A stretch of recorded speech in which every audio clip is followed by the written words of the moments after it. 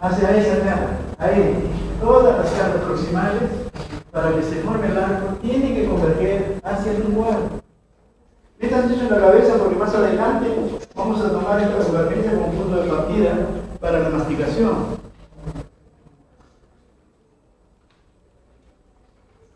Ahora vamos a hablar del arco permanente. Ya dijimos que el arco permanente parece estar duro, ¿correcto? Y así como lo ven, el arco permanente tiene varias partes. Tenemos lo que corresponde a la cara externa, a la interna, digo, es todo lo que está alrededor o que colinda con la lengua. La cara externa serán todas las caras trocales. Tenemos una cara superior que está constituida por todas las caras oclusales y el corte incisal de los incisivos y caninos.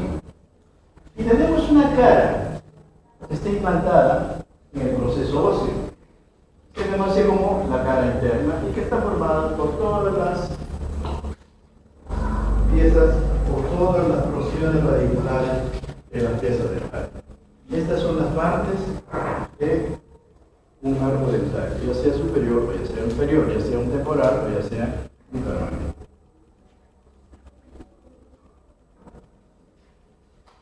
Hay cierta disposición de los arcos al haberse colocado las piezas uno al costado de otro y al ver la alineación que tienen estas piezas, ¿correcto?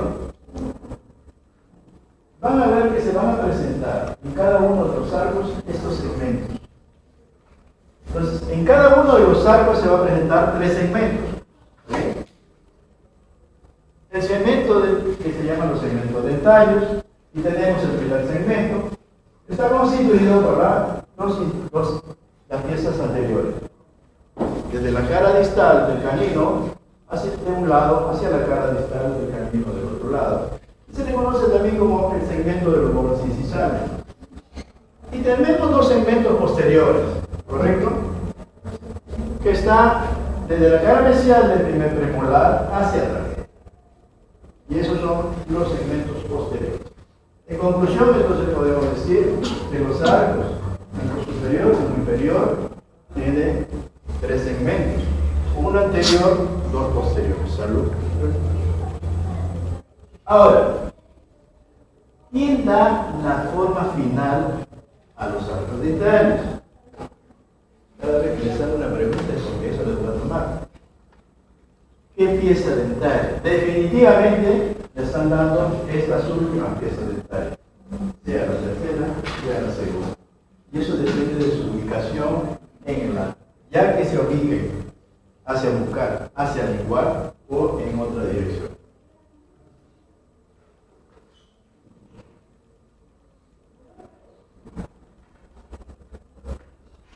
Siempre que les preguntan acá en el examen sobre la clasificación de los arcos, siempre fallan ustedes. Así que vamos a hacer hincapié que hay 2 clasificaciones, ¿correcto?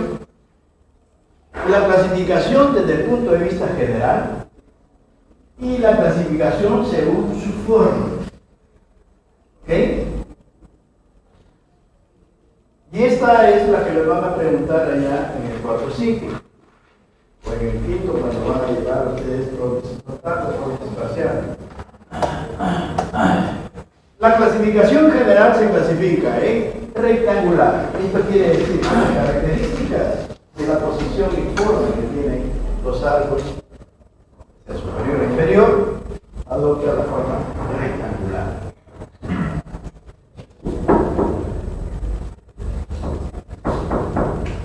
¿Quién es el secretario? El secretario tiene que ponerse en la puerta, cosa que le dan un palo y le tiran para cada uno en la cabeza y lo devuelve al parque.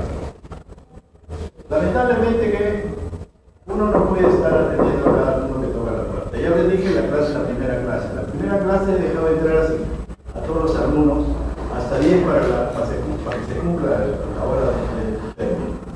Les dije que yo iba a pensar mientras instalo el aparato 10 minutos ha pasado. Hemos comenzado, hemos perdido 10 minutos de tiempo. Y no podemos estar perdiendo tiempo cada vez que viene un nuevo. Yo le voy a aplicar el 30% de inasistencia.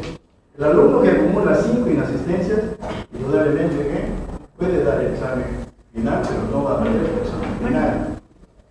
Se le va a colocar 0. ¿Ok? Y eso es por límite de falta. Y las faltas se cuentan desde el momento que empezó la clase. Esto quiere decir desde el 26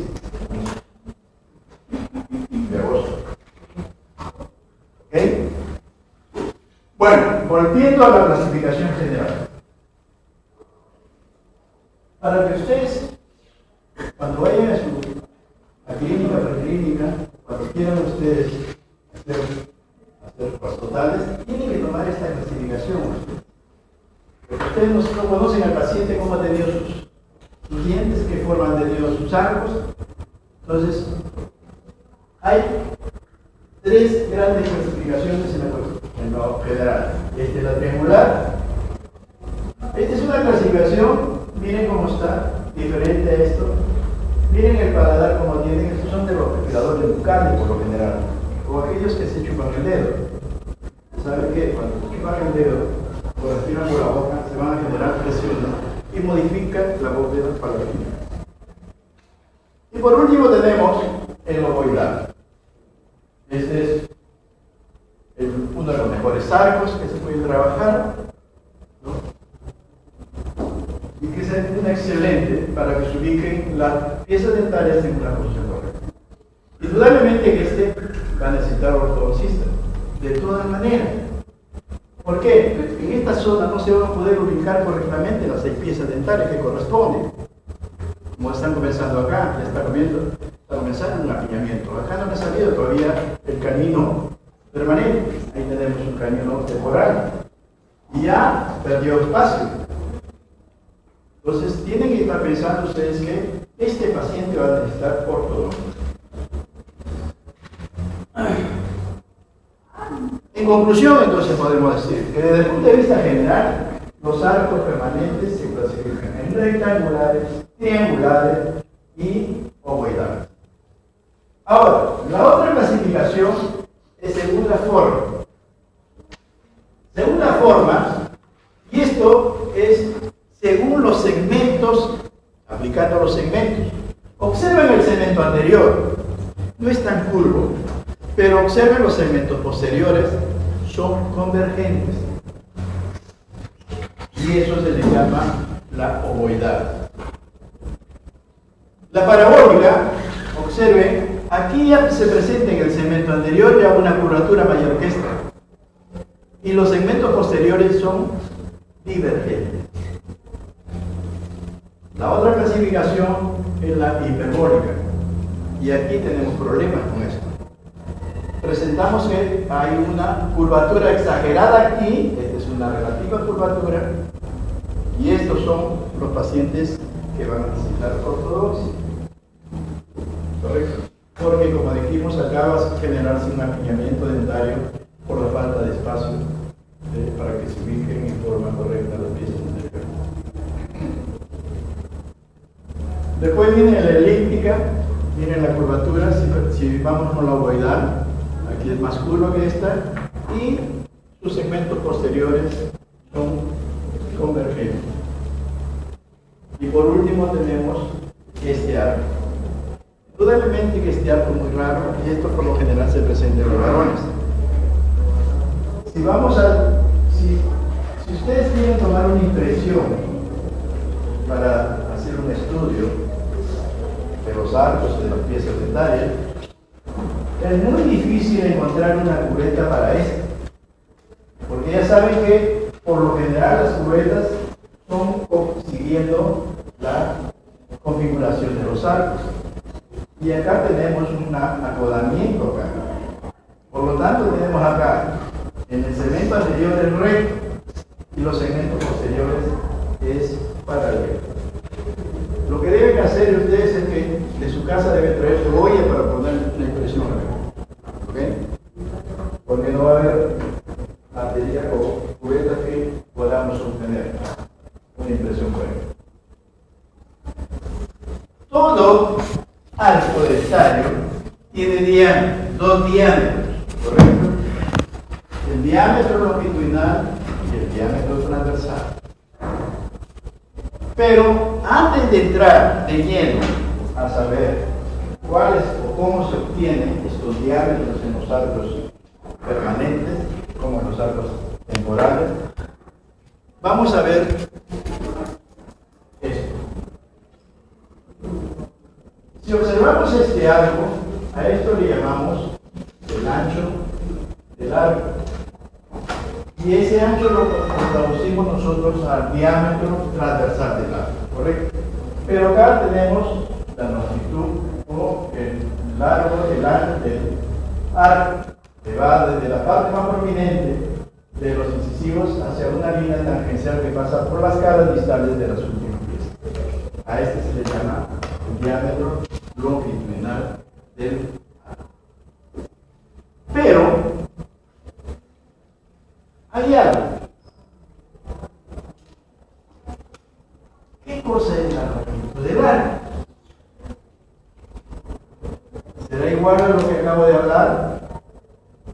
A ver, ¿quién? Algunos ya han llevado el curso. Ya saben qué es la longitud del arco. Y eso es lo que no quiero que ustedes se confundan. Miren, estamos hablando de longitud del arco, el diámetro longitudinal del arco y el diámetro transversal del arco. Ustedes siempre se equivocan. La longitud del arco con el diámetro longitudinal del arco. ¿Qué cosa será la longitud del arco? A ver, piensen, ¿cuál será la longitud del arco? ¿De dónde a dónde vamos a medir?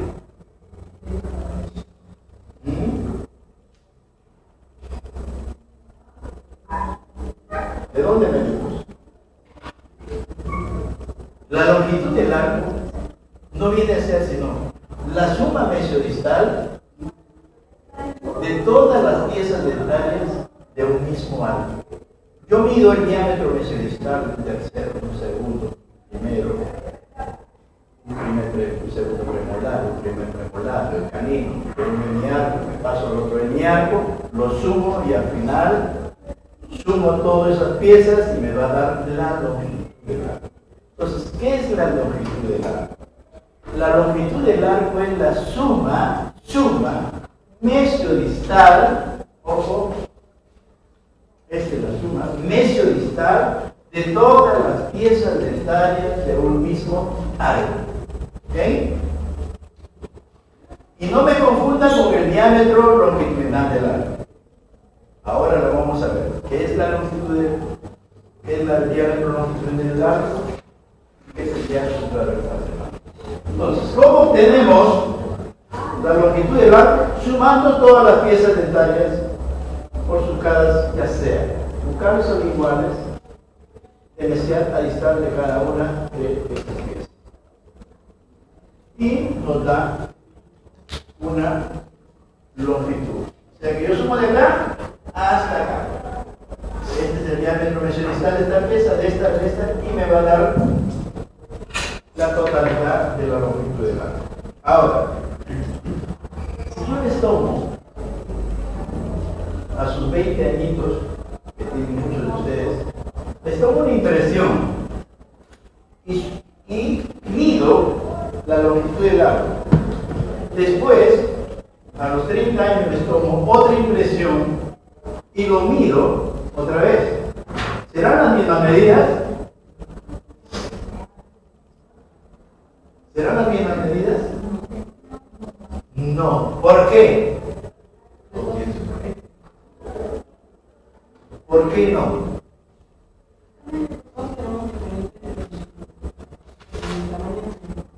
¿Cómo?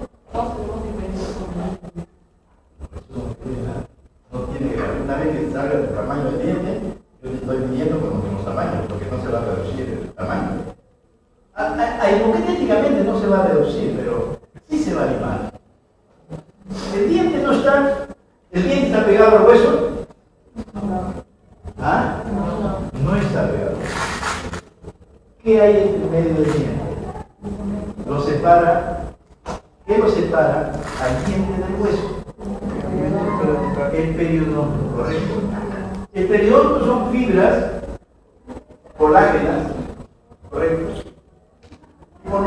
tú lo sientes al nivel que se pueden mover. Siendo que son fibras colágenas, vamos a hacer el periodonto más adelante. Miren que las fibras colágenas no se estiran.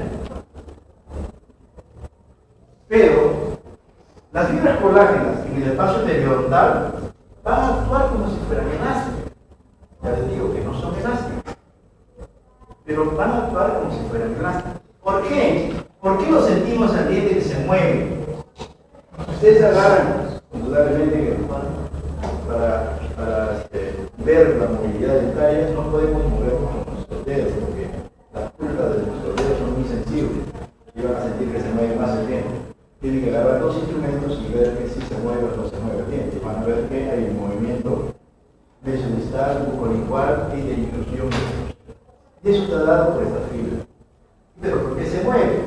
Les adelanto cuando vamos a llegar a redondo. Se mueve por la dirección que tienen las fibras en el espacio periodontal, que son horizontales, oblicuas y radiales.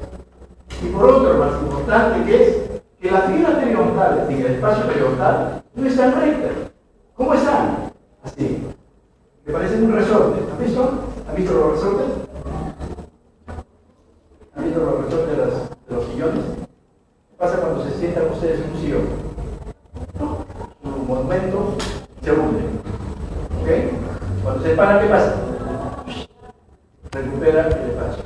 Así son las fibras periodontales. Entonces, ya describimos entonces que al final, a los 30 años, cuando yo le diga, la longitudinal puede ser menor. ¿Por qué?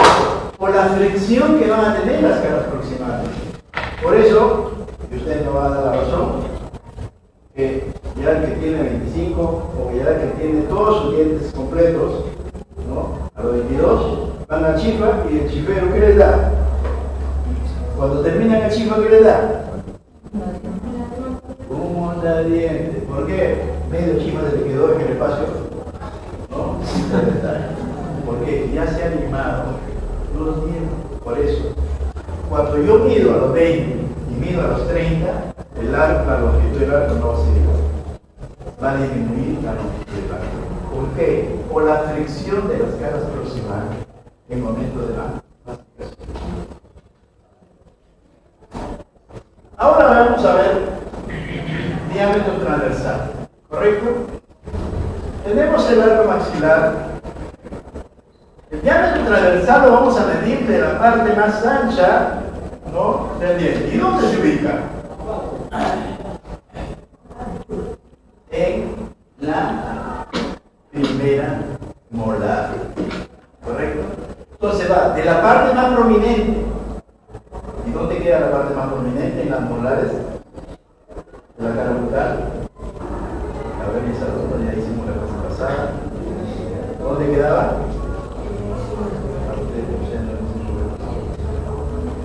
Siempre, todas las partes más prominentes de las molares se ubican en medio bucal, en este lado. ¿Correcto? De este lado al otro lado de la primera molar, de allí tomamos nosotros el diámetro longitudinal transversal del arco. ¿Ok? Entonces, en los maxilares, pero en la mandíbula, ¿de dónde lo tomamos?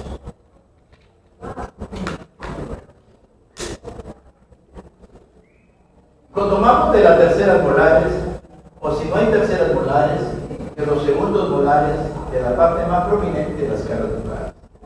¿Okay?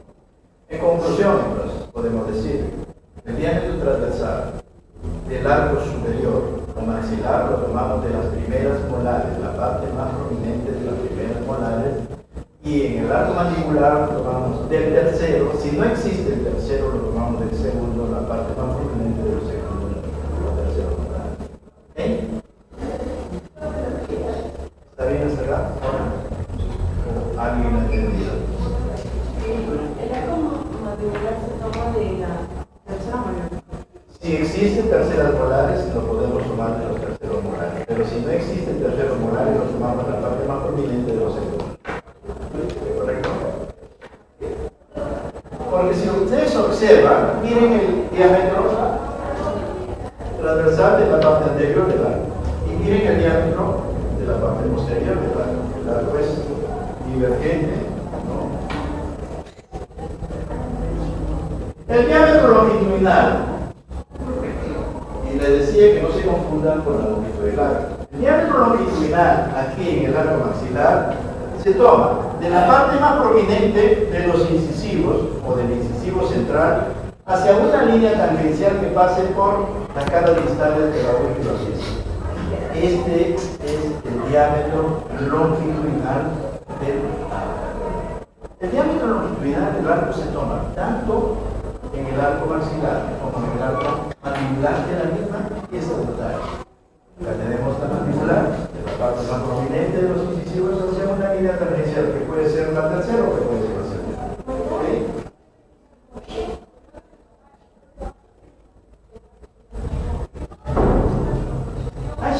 Hay ciertas condiciones que rigen la disposición para que se formen los arcos dentarios. ¿Okay? Y son factores que van a depender. Depende la forma que tienen las piezas dentarias. Eso nos va a dar la forma del arco. Segundo, tamaño de las piezas dentarias. Y esto va a influenciar, el tamaño de las piezas dentarias va a influenciar en el tamaño de los arcos. Indudablemente este tiene que ir, ¿no?, con la formación de su hueso. La forma de los maxilares que les dije, bueno, también saben que las piezas dentarias se tratan de los alvéolos que forman parte del hueso de los maxilares. El cambio de la dentición. Si ustedes observan a un niño, este niño, ¿cuántos años tendrá? A ver, desde el viejo ya. Este niño es viejo ya. ¿Por qué? ¿Qué están viendo acá? Son los primeros dientes permanentes, los incisivos, y esto debe ser arriba de los 7 años. ¿Ok? Este niño tiene más de 7 años. Pero, para que funcione esto, miren los espacios que tiene este niño. ¿Okay? Tiene que formarse esos espacios. ¿Por qué? Si ustedes observan el diámetro mesodistal de estos dientes permanentes, y miren el diámetro mesodistal de los dientes temporales, los dientes permanentes son mayores en diámetro. Y para compensar ese menor diámetro que tienen las piezas dentarias, es que se forman estos. ¿Cómo se llaman estos espacios? Diastemas. Tienen que presentarse. Si un niño de 5, 6 años no ve con diastemas, ese va a tener problemas. Va a tener problemas. Y va a necesitar, de todas maneras, ¿Y en esos casos qué se podría hacer? va a necesitar ortodoncia, pero para los niños no se les puede tomar ortodoncia. Hay unos aparatos que se llaman activadores, que cuando abre la boca el niño se le cae. Entonces tiene que estar con la boca abierta porque eso va, en las mañanas va a funcionar ese aparato. Esos son de los aparatos ortopedistas, porque no se puede poner brackets sobre esta ya. Tiene que esperar que calcifique la raíz para poner brackets. No lo van a lograr. Pero hay estimuladores para el crecimiento de los maxilares. Posición de las piezas dentarias, y eso depende. La posición de las piezas dentarias, miren esta. Estoy en disposición, ya te parece lo amigo ya. ¿Y ustedes saben por qué se forma esto así? El paciente le va a decir, doctor, yo tenía mis dientes juntitos y tenía bonitos mis dientes, qué preciosos estaban mis dientes. Me reía siempre, ahora ya no quiero reír. ¿Qué pasó? Cuando hay pérdida del sector posterior, ese no tiene pieza de tallo posterior. Entonces, ¿qué va a hacer el paciente? Tiene que comer, ¿no? Si no se muere. ¿Y qué va a emplear para comer? Los dientes anteriores. Entonces, ¿qué pasa cuando comen con los dientes anteriores? ¿Qué pasa con la articulación temporomandibular? ¿Correcto? La articulación temporomandibular tiene que avanzar hacia adelante. ¿Para qué? Para que estos dientes contacten con esto. Ustedes saben que la parte funcional de este diente es la cara lingual. La parte funcional de este diente dientes se corta y se suelta. Pero como no van a poder comer en esa posición, entonces esto hace un vis-a-vis por debajo. Por lo tanto, la mandíbula tiene que avanzar. Y cada vez que avanza, golpea a los dientes. Cada vez que avanza, golpea y los dientes se van yendo hacia afuera y van abriendo los dientes. Eso es lo que pasa. Bueno, esto es, digamos, lo que vendría a ser el arco permanente. Vamos a hablar de los arcos temporales.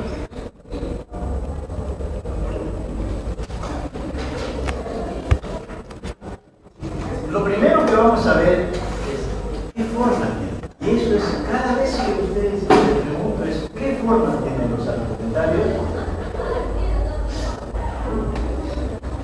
Los arcos, la forma que tienen los arcos dentarios son forma circunferencial.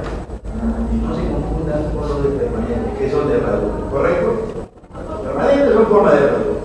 Pero en el niño tiene forma circunferencial, tanto en el arco superior como en el arco inferior. Ahora, la pregunta es,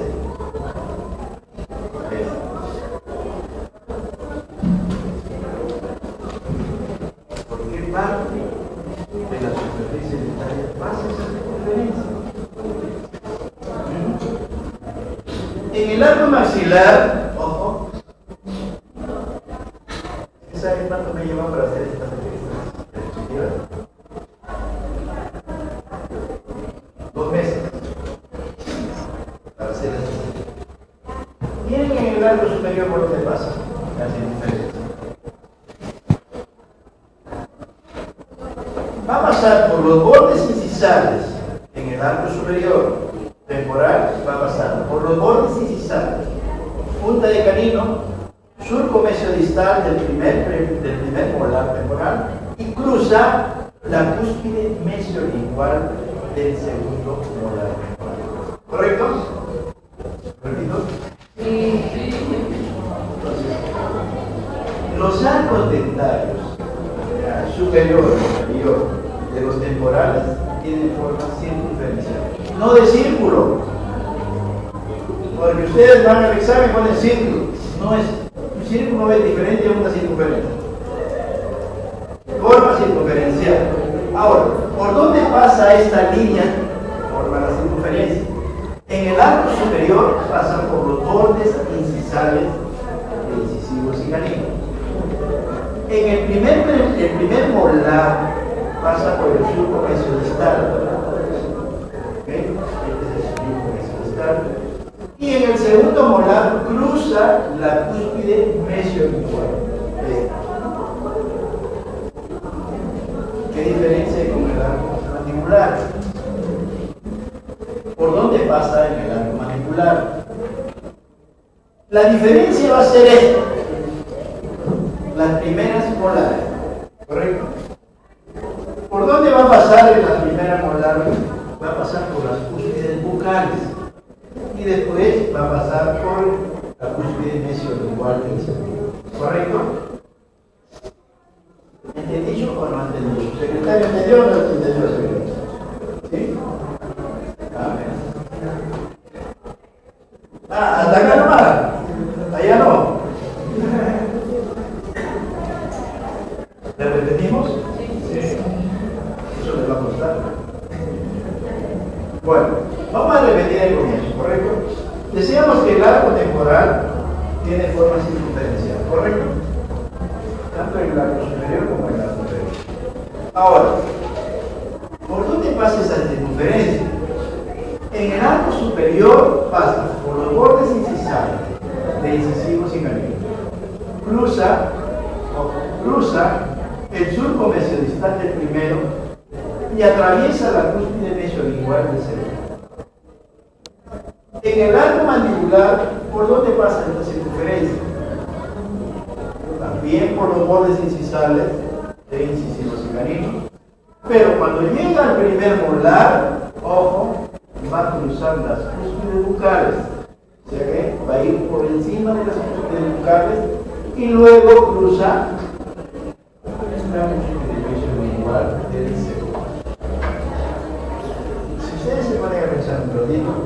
¿Cuál va a ser la diferencia? ¿Por dónde va a cruzar? En el nivel molar. ¿Ok? ¿Correcto? ¿Entendieron? Listo.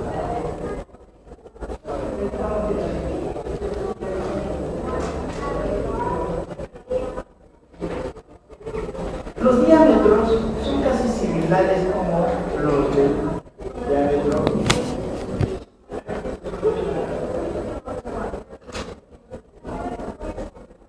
¿Qué ves?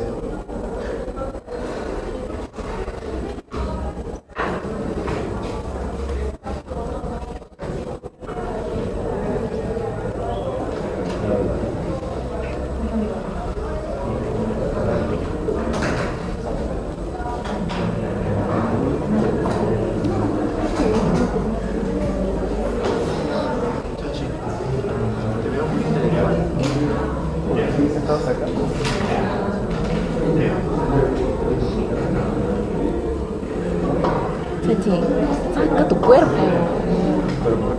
¿Por qué estás molestando? Pon tu cámara, ¿Ah? pon tu cámara. Estoy grabando.